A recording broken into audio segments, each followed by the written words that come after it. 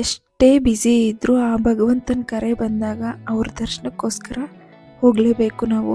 ತುಂಬ ಬ್ಯುಸಿ ಇದ್ದೀನಿ, ಆದರೂ ಆ ಭಗವಂತನಿಗೋಸ್ಕರ ಟೈಮ್ ಕೊಟ್ಟು ಇವಾಗ ಕಾಣಿಪಾಕಂಗೆ ಹೋಗ್ತಾ ಇದ್ದೀನಿ ನಾನು. ಅನ್ಎಕ್ಸ್ಪೆಕ್ಟೆಡ್ ಪ್ಲ್ಯಾನ್, ಹೋಗಬೇಕು ಅಂತ ಅಂದ್ಕೊಂಡಿಲ್ಲ, ಅನ್ಎಕ್ಸ್ಪೆಕ್ಟೆಡ್ ಆಗಿ ಹೋಗ್ಬೇಕಾಗಿ ಬಂತು. ಅದಕ್ಕೆ ಹೇಳೋದು ದೇವ್ರ ಕರೆ ಇರಬೇಕು ಅಂತ.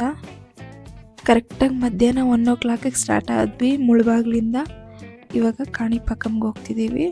ಅರೌಂಡ್ 92 ಕಿಲೋಮೀಟರ್ಸ್ ಆಗುತ್ತೆ. ಬೈಕಲ್ಲಿ ಹೋಗ್ತಿರೋದು ನಾನು, ಬಟ್ ಲೊಕೇಶನ್ ಮಾತ್ರ ಸೂಪರ್ ಆಗಿದೆ. ಹೋಗಬೇಕಾದ್ರೆ ಸ್ಟಾರ್ಟ್ ಆದಾಗ ತುಂಬ ಬಿಸಿಲಿತ್ತು, ಹೋಗ್ತಾ ಹೋಗ್ತಾ ಸ್ವಲ್ಪ ಕೂಲ್ ಆಯಿತು ವೆದರು, ತುಂಬ ಚೆನ್ನಾಗಿತ್ತು. ಇನ್ನೇನು ಕಾಣಿಪಾಕಂಗೆ ಎಂಟರ್ ಆಗ್ತಿದ್ದೀವಿ. ಇನ್ನೊಂದು 12 ಕಿಲೋಮೀಟರ್ಸ್ ಇದೆ ಡಿಸ್ಟೆನ್ಸು ಅಂದಾಗ ತುಂಬ ಅಂದರೆ ತುಂಬ ಚೆನ್ನಾಗಿದೆ. ಮರ ಗಿಡಗಳು ಮತ್ತು ಹಳ್ಳಿಗಳು ತುಂಬ ಅಂದರೆ ತುಂಬ ಚೆನ್ನಾಗಿದೆ. ರೋಡ್ ಮಧ್ಯದಲ್ಲಿ ಆ ಕಡೆ ಈ ಕಡೆ ತೆಂಗಿನ ಮರಗಳು, ಬರೀ ಮಾವಿನ ಮರಗಳು ತುಂಬ ಇದ್ದಾವೆ. ತುಂಬ ಚೆನ್ನಾಗಿತ್ತು. ನೋಡಿ ಹೇಗಿದೆ ಅಂತ. ಕಾಣಿಪಾಕಂ, ಇಲ್ಲಿ ವರಸಿದ್ಧಿ ವಿನಾಯಕ ಸ್ವಯಂಭೂವಾಗಿ ನೆಲೆಸಿರೋದು. ಇದು ಆಂಧ್ರ ಪ್ರದೇಶ್ ಚಿತ್ತೂರು ಜಿಲ್ಲೆನಲ್ಲಿದೆ.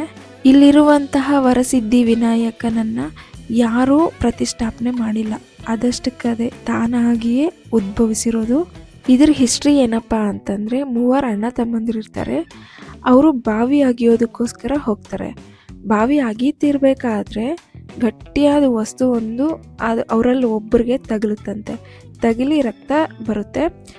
ಆಗ ಏನು ಆ ಗಟ್ಟಿಯಾದ ವಸ್ತು ಅಂತ ನೋಡಿದಾಗ ವರಸಿದ್ಧಿ ವಿನಾಯಕನ ವಿಗ್ರಹ ಸಿಗುತ್ತಂತೆ. ಆಗ ಬಾವಿ ಅಗಿಯೋದಕ್ಕೋಸ್ಕರ ಹೋಗಿರೋದಲ್ವ, ಸೊ ನೀರು ಕೂಡ ಹೊರಗಡೆ ಬರುತ್ತೆ. ಅದಕ್ಕೆ ಹೇಳ್ತಾರೆ ನೀರಿಂದ ಹುಟ್ಟಿರೋದು ದೇವರು, ಬಾವಿ ಒಳಗಡೆಯಿಂದ ಉದ್ಭವಿಸಿರೋದು ದೇವರು ವಿನಾಯಕನ ವಿಗ್ರಹ ಅಂತ. ಅದರಿಂದನೇ ಇದಕ್ಕೆ ಕಾಣಿಪಾಕಂ ಅಂತ ಹೆಸರು ಬಂದಿರೋದು. ಕಣಿ ಅಂತಂದರೆ ಜೌಗು, ಪಾಕಂ ಅಂತಂದರೆ ನೀರು, ಅದಕ್ಕೆ ಕಾಣಿಪಾಕಂ ಅಂತ ಕರೆಯೋದು. ಜೌಗು ಪ್ರದೇಶದಲ್ಲಿ ಉದ್ಭವಿಸಿರುವಂತಹ ವರಸಿದ್ಧಿ ವಿನಾಯಕ. ಜೌಗು ಅಂತಂದರೆ ಬಾವಿನಲ್ಲಿ ಜೌಕಿದ್ದೇ ಇರುತ್ತಲ್ವ, ಅದರಿಂದ ಬಾವಿನಲ್ಲಿ ಉದ್ಭವಿಸಿರುವಂತಹ ವರಸಿದ್ಧಿ ವಿನಾಯಕ. ಇರುವಂತಹ ವಿನಾಯಕನ ವಿಗ್ರಹ ವರ್ಷದಿಂದ ವರ್ಷಕ್ಕೆ ದೊಡ್ಡದಾಗ್ತಿದೆ, ಬೆಳೀತಿದೆ ಅಂತ ಹೇಳ್ತಾರೆ. ಇದಕ್ಕೆ ಪ್ರೂಫ್ ಕೂಡ ಇದೆ. ಮೊದಲು ಕಟ್ಟಿರುವಂತಹ ರೂಫ್ ಏನಿದೆ ಅದು ಸಾಕಾಗ್ತಿಲ್ಲ ಇಲ್ಲಿರುವಂತಹ ವಿನಾಯಕನಿಗೆ, ಅದಕ್ಕೆ ರೀಕನ್ಸ್ಟ್ರಕ್ಷನ್ ಕೂಡ ನಡೀತಾ ಇದೆ. ಹಾಗೆ ಮೊದಲಿತ್ತಲ್ಲ ದೇವ್ರಿಗೆ ಹಾಕುವಂಥ ಕವಚಗಳೇನಿರುತ್ತೆ ಅವು ಕೂಡ ಹಿಡಿಸ್ತಿಲ್ವಂತೆ ದೇವ್ರ ಮೂರ್ತಿಗೆ. ಪ್ರೆಸೆಂಟ್ ಇವಾಗ ದೇವ್ರ ಮೂರ್ತಿನಲ್ಲಿರುವಂಥ ಮೊಣಕಾಲು ಮತ್ತು ಹೊಟ್ಟೆ ಮಾತ್ರ ಕಾಣುತ್ತಂತೆ ನಮಗೆ. ಇಲ್ಲಿ ತುಂಬ ಪವಾಡಗಳು ನಡೆದಿದ್ದಾವಂತೆ. ಇಲ್ಲಿರುವಂಥ ಗಣೇಶ ಏನಿದ್ದಾರೆ ಅವರು ಸತ್ಯದ ಪರವಾಗಿ ಮಾತ್ರ ಹೇಳ್ತಾರಂತೆ. ಇಲ್ಲಿ ಯಾರಾದರೂ ತಪ್ಪು ಮಾಡಿರ್ತಾರಲ್ವ, ಅವರು ಇಲ್ಲಿರುವಂಥ ತೀರ್ಥದಲ್ಲಿ ಮುಳುಗಿ ಎದ್ದರೆ ಅವ್ರ ತಪ್ಪನ್ನ ಅವರೇ ಒಪ್ಕೊಳ್ತಾರಂತೆ. ಶಂಖ ಮತ್ತು ಲಿಖಿತ ಅನ್ನೋ ಸಹೋದರರ ಕತೆ ಇಲ್ಲಿನ ಪವಿತ್ರತೆಯನ್ನು ಸಾರುತ್ತೆ. ಇಲ್ಲಿನ ಗಣಪತಿಯನ್ನು ನಂಬಿ ಬಂದ ಭಕ್ತರಿಗೆ ಕೋರಿಕೆಗಳನ್ನು ತಪ್ಪದೇ ನೆರವೇರಿಸ್ತಾರಂತೆ. ಆದ್ರಿಂದನೇ ಇಲ್ಲಿ ವರಸಿದ್ಧಿ ವಿನಾಯಕ ಅಂತ ಹೆಸರು ಬಂದಿರೋದು. ಕಾಣಿಪಾಕಂ ವರಸಿದ್ಧಿ ವಿನಾಯಕನ ಹತ್ರ ಏನು ಬೇಡ್ಕೊಂಡ್ರೂ ನಡೆಯುತ್ತೆ ಅನ್ನೋ ಒಂದು ನಂಬಿಕೆ ಇದೆ. ಇಲ್ಲಿ ನಡೆದಿರೋ ಪವಾಡಗಳೇ ಅದಕ್ಕೆ ಸಾಕ್ಷಿ. ಇದೇ ರೋಡಲ್ಲಿ ನಾವು ಬರಬೇಕಾದ್ರೆ ಆರಗೊಂಡನೂ ಸಿಗುತ್ತೆ. ಅಲ್ಲಿ ಆಂಜನೇಯ ಸ್ವಾಮಿ ದೇವಸ್ಥಾನ ಕೂಡ ಇದೆ. 10ರಿಂದ 12 ಕಿಲೋಮೀಟರ್ ಡಿಸ್ಟೆನ್ಸ್ ಅಷ್ಟೇ. ಯಾರಾದರೂ ಇಲ್ಲಿಗೆ ಬಂದರೆ ಅಲ್ಲಿಗೂ ವಿಸಿಟ್ ಮಾಡಿ. ನಾನು ಹೋಗೋಕ್ಕಾಗಲಿಲ್ಲ, ಲೇಟ್ ಆಗಿತ್ತು, ಸೊ ನಾನು ಹೋಗಿಲ್ಲ. ದೇವಸ್ಥಾನಕ್ಕೆ ಹೋಗಬೇಕಾದ ರೋಡಂತೂ ತುಂಬ ಚೆನ್ನಾಗಿರುತ್ತೆ. ಆ ಕಡೆ ಈ ಕಡೆ ಗಿಡ ಮರಗಳು ಮತ್ತು ಈ ಸೋಲಾರ್ ಪ್ಯಾನಲ್ಸ್ ನೋಡಿದೆ ನಾನು, ತುಂಬ ಚೆನ್ನಾಗಿದೆ. ಒಳ್ಳೆ ಐಡಿಯಾ ಇದು. ಒಳ್ಳೆ ಹೊಲದಲ್ಲಿ ಬೆಳೆ ಮಾಡ್ದಂಗೆ ಹಾಕ್ಬಿಟ್ಟಿದ್ದಾರೆ ಸೋಲಾರ್ ಪ್ಯಾನಲ್ಸ್ನ.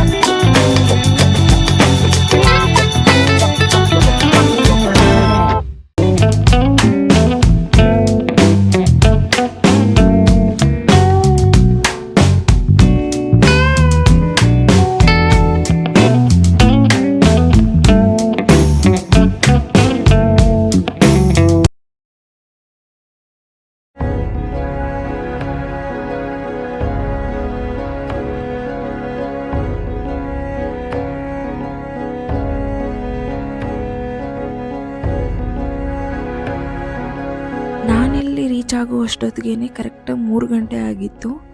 ಎಲ್ಲರೂ ಓಡ್ತಿದ್ರು ದರ್ಶನಕ್ಕೆ. ಯಾಕೆಂತಂದರೆ ಇನ್ನೊಂದು 15 ಮಿನಿಟ್ಸಲ್ಲಿ ದರ್ಶನದ ಟೈಮು ಕ್ಲೋಸ್ ಆಗುತ್ತೆ ಅಂತ ಹೇಳಿ. ಇಲ್ಲಿ ದರ್ಶನ, ಫ್ರೀ ದರ್ಶನ, 150 ರುಪೀಸ್ ದರ್ಶನ, 100 ರುಪೀಸ್ ದರ್ಶನ ಇರುತ್ತೆ.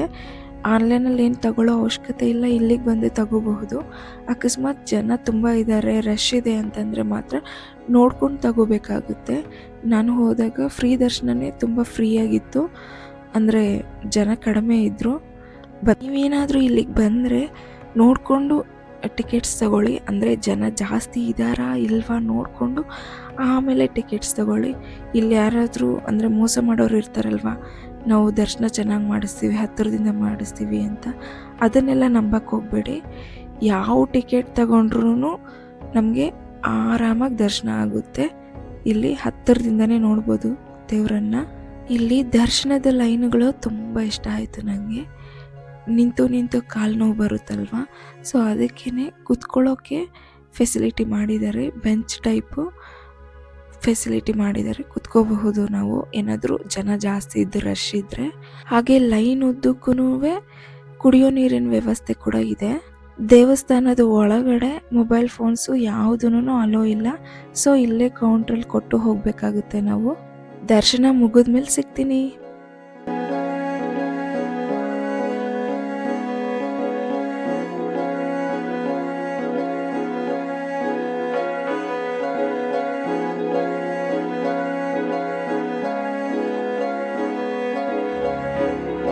ಇಲ್ಲಿ ಕಲ್ಯಾಣಿ ನೋಡಿ ಎಷ್ಟು ಚೆನ್ನಾಗಿದೆ, ಎಷ್ಟು ಪ್ರಶಾಂತವಾಗಿ ಕಾಣ್ತಿದೆ.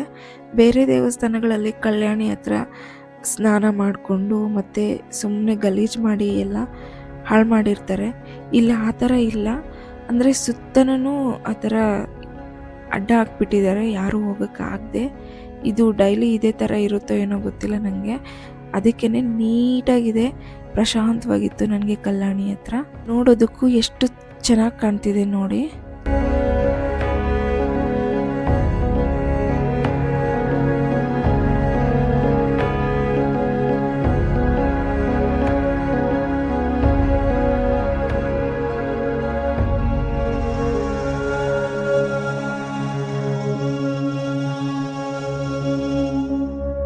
ಇದಾದಮೇಲೆ ದರ್ಶನ ಮುಗಿಸ್ಕೊಂಡು ಹೊರಗಡೆ ಬರಬೇಕಾದ್ರೆ ಒಂದು ಅಂಗಡಿನಲ್ಲಿ ಕಾಣಿಪಾಕಂ ಗಣೇಶನ ತಗೊಳ್ಳೋಣ ಅಂದ್ಕೊಂಡೆ. ಚಿಕ್ಕ ಗಣೇಶನ್ನ 150, 180, 200 ಹೀಗೆ ಹೇಳ್ತಿದ್ದಾರೆ. ಮತ್ತು ಬೇರೆ ಕಡೆ ಕೇಳಿ ನೋಡಿದ್ರೆ 120, 100, 50, 60 ಈ ಥರ ಎಲ್ಲ ಹೇಳ್ತಿದ್ದಾರೆ. ಅದಕ್ಕೆ ಇಲ್ಲಿ ಅಂಗಡಿಗಳಲ್ಲಿ ಮೋಸ ಮಾಡ್ತಾರೆ, ನೋಡಿಕೊಂಡು ತಗೋಬೇಕು ನಾವು. ನಾನೊಂದು ಗಣೇಶನ ತಗೊಂಡೆ. ಗಣೇಶನ ಮತ್ತು ಟಾಟಾಯ್ಸ್ ಬರುತ್ತಲ್ಲ ಗಾಜಿಂದು ಬೌಲು ಮತ್ತು ಟಾಟಾಯ್ಸು, ಅವು 2 ತಗೊಂಡು ಬಂದೆ ನಾನು. ಇದೇ ಆ ಗಣೇಶ. ಗಣಪತಿನ ಮತ್ತು ಟಾಟಾಯ್ಸ್ 2 ನಮ್ಮನೆ ದೇವ್ರ ಮನೆಯಲ್ಲಿ ಇಟ್ಟಿದ್ದೀನಿ. ಬೌಲ್ ಒಳಗಡೆ ನೀರು ಹಾಕಿ ಆಮೇಲೆ ಟಾಟಾಯ್ಸ್ನ ಇಟ್ಟಿರೋದು. ಇಲ್ಲಿ ನೋಡ್ತಿದ್ದೀರಲ್ಲ ಕಂಚಿಂದು, ಅದು 100 ರುಪೀಸ್ ಅಂತೆ. ಕಂಚಿಂದು ಬೇಡ, ಗಾಜಿಂದೇ ಬೇಕು ಅಂತ ಹೇಳಿ ನಾನು ಗಾಜಿನ ತಗೊಂಡೆ.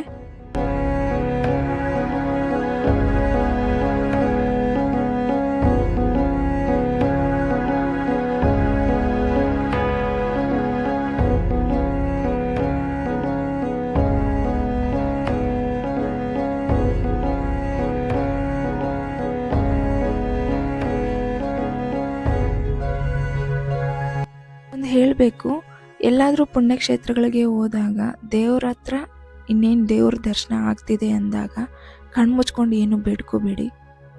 ಆದಷ್ಟು ಎಷ್ಟೊತ್ತಾದರೆ ಅಷ್ಟೊತ್ತು, ಅಂದರೆ ಸಿಗೋದೇ ನಮಗಲ್ಲಿ 20 ಅಥವಾ 30 ಸೆಕೆಂಡು. ಆ 20-30 ಸೆಕೆಂಡಲ್ಲೂ ಕಣ್ಣು ಮುಚ್ಕೋಬೇಡಿ. ದೇವರನ್ನು ಪ್ರಶಾಂತವಾಗಿ ಕಣ್ಣು ತುಂಬ ನೋಡ್ಕೊಂಬಿಡಿ. ಆಮೇಲೆ ನೀವು ಹೊರಗಡೆ ಬಂದಮೇಲೆ ಬೇಕಂದರೆ ಕೂತ್ಕೊಂಡು ನಿಮಗೇನು ಬೇಕೋ, ನಿಮಗೇನು ಬೇಡಿಕೆ ಇದೆಯೋ ಆಗ ಕೋರ್ಕೊಳ್ಳಿ. ಬಟ್ ಸಿಗುವಂಥ ಆ ಮೂಮೆಂಟ್ನ ಮಿಸ್ ಮಾಡ್ಕೋಬೇಡಿ. ಕಣ್ಣು ತುಂಬ ದೇವ್ರನ್ನ ತುಂಬಿಸ್ಕೊಂಬಿಡಿ. ನೋಡಿದ್ರಲ್ಲ ವಿಡಿಯೋ, ಕಾಣಿಪಾಕಂ ವಿಸಿಟ್ ಈ ಥರ ಇತ್ತು. ವಿಡಿಯೋ ಇಷ್ಟ ಆಗಿದೆ ಅಂತಲೇ ತಿಳ್ಕೊತಾ ಇದ್ದೀನಿ. ಇಷ್ಟ ಆಗಿದ್ರೆ ಲೈಕ್ ಮಾಡಿ, ಹಾಗೆ ನಿಮ್ಮ ಫ್ಯಾಮಿಲಿ ಫ್ರೆಂಡ್ಸ್ಗೆ ಶೇರ್ ಮಾಡಿ. Thank you for watching. Bye.